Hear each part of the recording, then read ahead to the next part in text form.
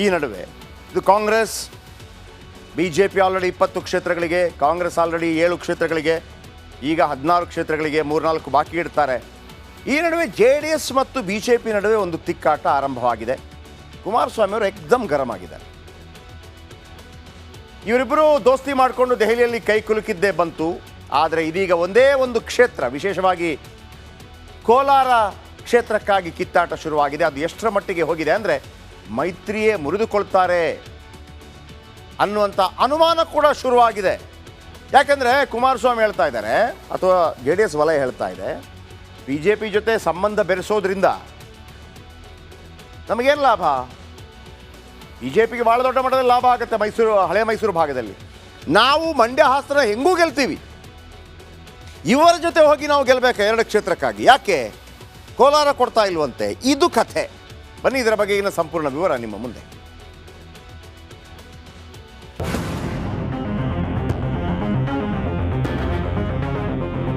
ನಾನು ಏನು 6 seat 7 seat ಅಂತ ಕೇಳಿಲ್ಲ.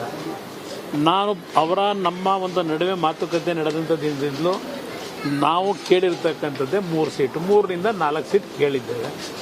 ಬಹುಶಃ ನಮ್ಮ ಶಕ್ತಿ ಅವ್ರಿಗೂ ಗೊತ್ತಿದೆ.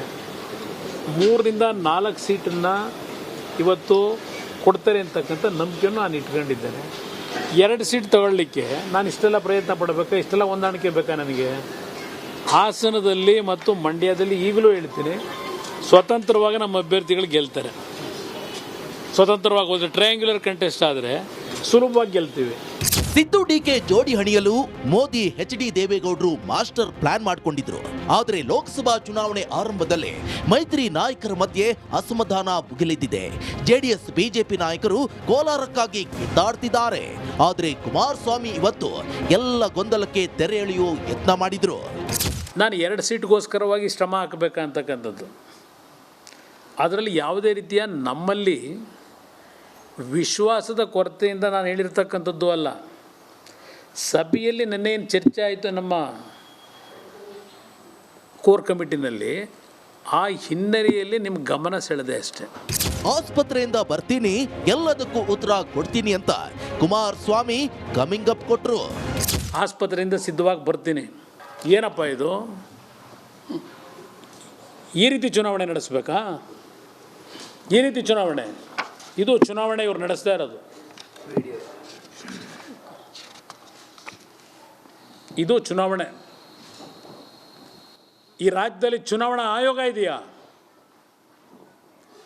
ಈ ರಾಜ್ಯದಲ್ಲಿ DC SP ಇದ್ದಾರಾ? ಇಲ್ಲಿ I demand this central election commission. What are you doing after your election announcement? What is going on in Bengaluru ಗ್ರಾಮೀಣ ಪಾರ್ಲಿಮೆಂಟರಿ ಸೆಗ್ಮೆಂಟ್? ಕುಮಾರಸ್ವಾಮಿ ಸಿಟ್ಟು ಇವತ್ತು DK ಶಿವಕುಮಾರ್ ಕಡೆ ತಿರುಗಿತ್ತು. ನಮ್ಮ ದೋಸ್ತಿ ಭದ್ರವಾಗಿದೆ, ಏನೂ ಸಮಸ್ಯೆ ಇಲ್ಲ ಅಂತ DCMಗೆ ಟಕ್ಕರ್ ಕೊಟ್ಟರು.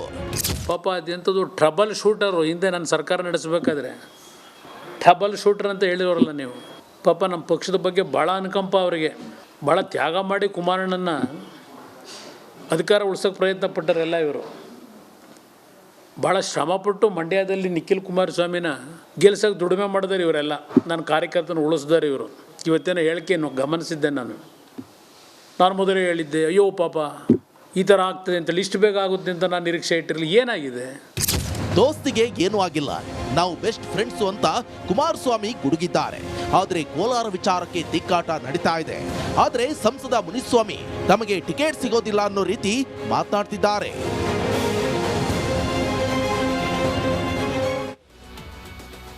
ಓಕೆ, ಒಂದು ಕಡೆ ಏನು BJP JDS ಮೈತ್ರಿ ಬೇಕೇ ಬೇಕಾಗಿದೆ, ಅದರಲ್ಲಿ ಬದಲಾವಣೆಗಳಂತೂ ಆಗೋದಿಲ್ಲ. ಆದರೆ ಕೆಲವು ಕೊನೆ ಕ್ಷಣದ ಹೋರಾಟಗಳಿದೆಯಲ್ಲ, ಒಂದು ಪ್ರಶ್ನೆ ಉದ್ಭವ ಆಗುತ್ತೆ. ನಾವೇ ಗೆಲ್ತಾ ಇದ್ವಿ, BJPಗೆ ಲಾಭ ಆಗುತ್ತೆ ನಾವು ಬಂದರೆ.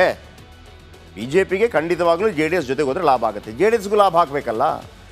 ನಮಗೆ ಸೀಟ್ ಮಟ್ಟದಲ್ಲಿ ಲಾಭ ಆಗಿಲ್ಲ ಅಂದರೆ ಏನು ಕಥೆ ಅನ್ನುವಂಥ ಲೆಕ್ಕಾಚಾರ. ಈ ನಡುವೆ ಕೋಪಗಳಿದೆ, ಆದರೆ ಮೈತ್ರಿ ಮುರಿದುಕೊಳ್ಳುವಂಗಿಲ್ಲ, ಅದು ಅಷ್ಟು ದೂರ ಹೋಗಿ ಆಗಿದೆ.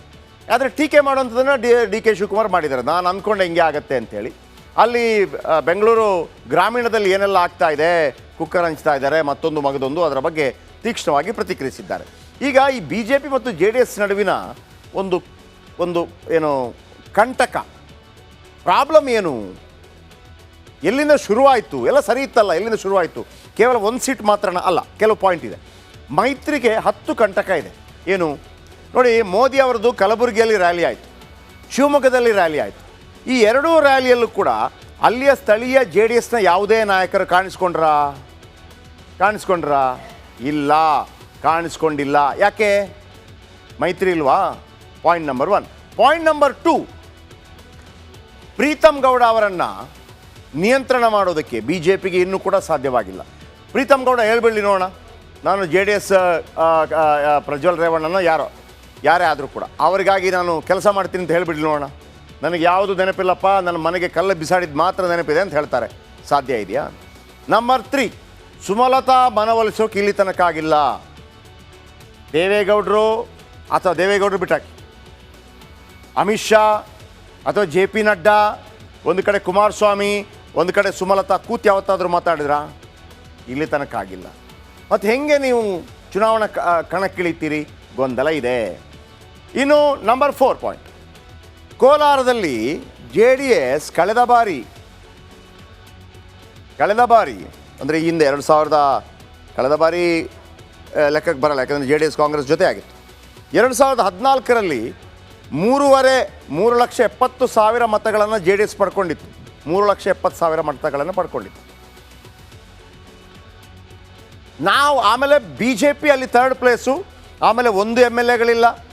MP ಸಮಯದಲ್ಲಿ ಮಾತ್ರ ಕಳೆದ ಬಾರಿ ಮುನಿಸ್ವಾಮಿ ಗೆದ್ದಿದ್ದು ಎಲ್ಲರಿಗೂ ಗೊತ್ತಿದ್ದು, ಒಳ ಏಟು ಮುನಿಸ್ವಾಮಿ ಗೆದ್ದಿದ್ದು. 1 MLA ಇಲ್ಲ, ಗ್ರಾಮ ಪಂಚಾಯತಿ ಮಗದೊಂದು ಯಾವುದೂ ಇಲ್ಲ ಕೋಲಾರ ಭಾಗದಲ್ಲಿ. ಆದರೆ MP ಸಂದರ್ಭದಲ್ಲಿ ಒಂದು 3-3.5 ಲಕ್ಷ ಓಟು ಬರುತ್ತೆ ನಿಜ. ಆದರೆ ಅಲ್ಲಿ ಪವರ್ಫುಲ್ ಆಗಿರುವಂಥದ್ದು JDS. ನೀವು BJP ಅವರು ಕೇಳ್ತಾ ಇದ್ದೀರಿ ನಮಗೆ ಬೇಕು ಅಂತ, ಹೆಂಗಾಗತ್ತೆ ಪ್ರಶ್ನೆ. ನಂಬರ್ 5, JDS ಗೆಲ್ತಿದ್ದ ಕ್ಷೇತ್ರಗಳನ್ನು ಪಡೆದು BJPಗೆ ತಲೆಬಾಗಬೇಕಾ ಅಂತ. ನಾವು ಗೆಲ್ಲೋ ಕ್ಷೇತ್ರಗಳನ್ನು ನಿಮಗೆ ಕೊಟ್ಟು ನಮಗೇನು ಲಾಭ? ಕುಮಾರಸ್ವಾಮಿ ಕೇಳೋದ್ರಲ್ಲಿ ಅರ್ಥ ಇದೆಯಲ್ಲ. ಈಗ 11 ಜಿಲ್ಲೆಗಳು ಬರುತ್ತೆ, ಚಾಮರಾಜನಗರದಿಂದ ಹಿಡಿದು, ತುಮಕೂರಿಂದ ಹಿಡಿದು, ಚಿಕ್ಕಬಳ್ಳಾಪುರದಿಂದ ಹಿಡಿದು, ಕೋಲಾರ ಹಿಡಿದು, ಮಂಡ್ಯ, ರಾಮನಗರ, ಗ್ರಾಮೀಣ ಎಲ್ಲವೂ ಕೂಡ. ಅಲ್ಲಿ 3-4 ಗೆಲ್ಬೋದು, ಗೆದ್ದಂಥ ಉದಾಹರಣೆಗಳಿವೆ. ಆದರೆ ಕುಮಾರಸ್ವಾಮಿ ಹೇಳೋದೇನು ಅಂತಂದರೆ, ಆಯ್ತಪ್ಪ ನಾವು 1, 2, 3 ಸ್ವಂತ ಬಲದಲ್ಲಿ ಗೆಲ್ತೀವಿ, ಆದರೆ ನಾವು ಗೆಲ್ಲದಿದ್ದರೂ ಉಳಿದವರನ್ನು ಸೋಲಿಸಬಲ್ಲ ಶಕ್ತಿ ಇದೆ. ಏನಾಗ್ತಿತ್ತು, BJPಗೆ ಓಟು ಕೆಲವು ಡಿವೈಡ್ ಆಗ್ತಾಯಿತ್ತು, JDSಗೆ ಡಿವೈಡ್ ಆಗ್ತಾಯಿತ್ತು, ಕಾಂಗ್ರೆಸ್ ಗೆದ್ದು ಬರುವಂಥ ಅವಕಾಶಗಳಿರ್ತಿತ್ತು. ಸಮ್ಟೈಮ್ಸ್ JDS ಕೂಡ ಗೆಲ್ತಿತ್ತು. ಅದು BJPಗೆ ಅಥವಾ JDSಗೆ ಒಂದಾದರೆ ನಾನು 3 ಕ್ಷೇತ್ರ ಗೆಲ್ಲಿಸಬಲ್ಲೆ ಅಥವಾ 4 ಕ್ಷೇತ್ರ ಗೆಲ್ಲಿಸಬಲ್ಲೆ. ಆಮೇಲೆ ಕಾಂಗ್ರೆಸ್ಸನ್ನು 5-6 ಕ್ಷೇತ್ರಗಳಲ್ಲಿ ಸೋಲಿಸಬಲ್ಲೆ. ಅರ್ಥ ಆಯ್ತಾ? ಇದು ಕುಮಾರಸ್ವಾಮಿ. ನನಗೇನು ಸಿಗುತ್ತೆ ಅದರಿಂದ? ಏನು ಲಾಭ ಇಲ್ಲ, 2 ಕ್ಷೇತ್ರ, ನಾನು ಇಷ್ಟೆಲ್ಲ ಹೆಲ್ಪ್ ಯಾಕೆ ಮಾಡಲಿ? ಇನ್ನು ನಂಬರ್ 6, ಸೀಟ್ ಹಂಚಿಕೆ ಬಗ್ಗೆ ಅಧಿಕೃತವಾಗಿ ಒಂದೇ ಒಂದು ಸಭೆ ಆಗಿಲ್ಲ. BJPಯವರು ಅವರಷ್ಟಕ್ಕೆ 20 ಘೋಷಣೆ ಮಾಡಿದರು. ಕುಮಾರಸ್ವಾಮಿ ಯಾವುದೇ ಗೀಟಿಂಗ್ ಮಾಡದೆ 3 ನಮಗೆ ಅಂತ ಹೇಳಿಬಿಟ್ರು. ಈಗ ಅದು 3 ಅಲ್ಲ 2 ಅಂತ ಹೇಳ್ತಾ ಇದ್ದಾರೆ. ಆಮೇಲೆ ನಂಬರ್ 7, BJP ಪಟ್ಟಿ ಘೋಷಿಸುವಾಗ JDS ಜೊತೆ ನಾಮಕಾವಾಸ್ತೆ ಒಂದು ಚರ್ಚೆ ಮಾಡಲಿಲ್ಲ, ಜೊತೆ ಕೂತು ಮಾಡಲೇ ಇಲ್ಲ. ಜೊತೆಯಾಗಿ ಮಾಡಬೇಕಿತ್ತಲ್ಲ, ಮೈತ್ರಿ ಅಂತಂದರೆ ಜೊತೆಯಾಗಿ ಮಾಡಬೇಕಾಗಿತ್ತು, ಜೊತೆಯಾಗಿ ಮಾಡಲೇ ಇಲ್ಲ.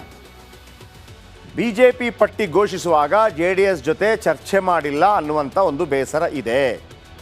ಇನ್ನು ಪಾಯಿಂಟ್ ನಂಬರ್ 8, ಮೈತ್ರಿ ಧರ್ಮದ ಬಗ್ಗೆ BJP ನಾಯಕರಿಂದ ನಿರ್ಲಕ್ಷ್ಯ.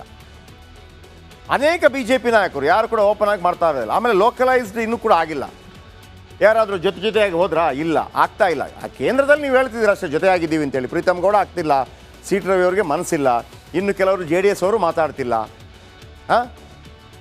ನಂಬರ್ 9, BJP JDS ಜೊತೆಗೆ ಸಮನ್ವಯ ಸಭೆಗಳೇ ನಡೆಸಿಲ್ಲ. ಇಲ್ಲಿ ಒಂದು ಸಮನ್ವಯ ಸಭೆ ಆಗಬೇಕಲ್ಲ, ಮಂಡ್ಯದಲ್ಲಿ, ಕೋಲಾರದಲ್ಲಿ, ಆಮೇಲೆ ಎಲ್ಲೆಲ್ಲಿ ಸ್ವಲ್ಪ ಸ್ಟ್ರಾಂಗ್ ಇದೆ, ರಾಯಚೂರು ಭಾಗದಲ್ಲೆಲ್ಲ ಸ್ಟ್ರಾಂಗ್ ಇದೆ, ಅಲ್ಲೆಲ್ಲೊಂದು ಸಭೆ ಆಗಬೇಕಲ್ಲ, ಆಗಲೇ ಇಲ್ಲ. ಈಗ ಅನ್ಸತ್ತಂತೆ ಒಂದು ವೇಳೆ ಮೋದಿ ಮಧ್ಯಪ್ರವೇಶ ಮಾಡಿ ಎಲ್ಲ ಪ್ರಾಬ್ಲಮ್ಗಳಿಗೆ ಒಂದು ಸೊಲ್ಯೂಷನ್ ಕೊಟ್ಟರೆ ಮೈತ್ರಿ ಉಳಿಯೂ ಇಲ್ಲ, ಖತಮ ಆಗಬಹುದು ಅಂತೇಳಿ. ಯಾಕಂದರೆ ದೇವೇಗೌಡರು ಮೈತ್ರಿ ಮಾಡ್ಕೊಂಡಿರ್ಬೋದು, ಹಾಗಂತ ಬಲಿಕ ಬಕ್ರ ಆಗೋದಕ್ಕೆ ದೇವೇಗೌಡರು ರೆಡಿ ಆಗಿರಲಿಕ್ಕಿಲ್ಲ. ಸೊ ಹಾಗಾಗಿ ಅದನ್ನು ಸರಿ ಮಾಡಿಕೊಳ್ಳದೇ ಇದ್ದರೆ JDS ಯಾವ ನಿಲುವು ತೆಗೆದುಕೊಳ್ಳುತ್ತೆ, ಹಾಗಂತ ಮೈತ್ರಿ ಖತಮ ಆಗತ್ತೆ ಅಂತಲ್ಲ. ಸರಿ ಮಾಡಲೇಬೇಕಾದ ಅನಿವಾರ್ಯತೆ ಬಿ ಜೆ ಪಿಗೂ ಇದೆ, ಸರಿ ಮಾಡಿಸಿಕೊಳ್ಳುವ ಅನಿವಾರ್ಯತೆ ಜೆ ಡಿ ಎಸ್ ಕೂಡ ಇದೆ. ಓಕೆ, ಈಗೊಂದು ಬ್ರೇಕ್ ಹೋಗೋಣ. ಬ್ರೇಕ್ ಆದ ನಂತರ ಇದು fantastic news. J D S ಕಾರ್ಯಕರ್ತರಿಗೆ ಬಹಳ ಖುಷಿ ಕೊಡುವಂಥ ಸುದ್ದಿ ಏನಂತಂದರೆ, ಮಂಡ್ಯದಲ್ಲಿ ಜೆ ಡಿ ಎಸ್ ಕಣಕ್ಕಿಳಿದರೆ ಜೆ ಡಿ ಎಸ್ ಅಭ್ಯರ್ಥಿ none other than H D Kumaraswamy. ಯಾಕೆ ಕುಮಾರಸ್ವಾಮಿ? ಯಾಕೆ ಪುಟ್ಟರಾಜು ಅಲ್ಲ? ಯಾಕೆ ನಿಖಿಲ್ ಕುಮಾರಸ್ವಾಮಿ ಅಲ್ಲ? ಯಾಕೆ ಕುಮಾರಸ್ವಾಮಿನೇ ಕಣಕ್ಕಿಳಿತಾರೆ? ಅಲ್ಲಿದೆ ವೆರಿ ಇಂಟ್ರೆಸ್ಟಿಂಗ್ ಪಾಯಿಂಟ್.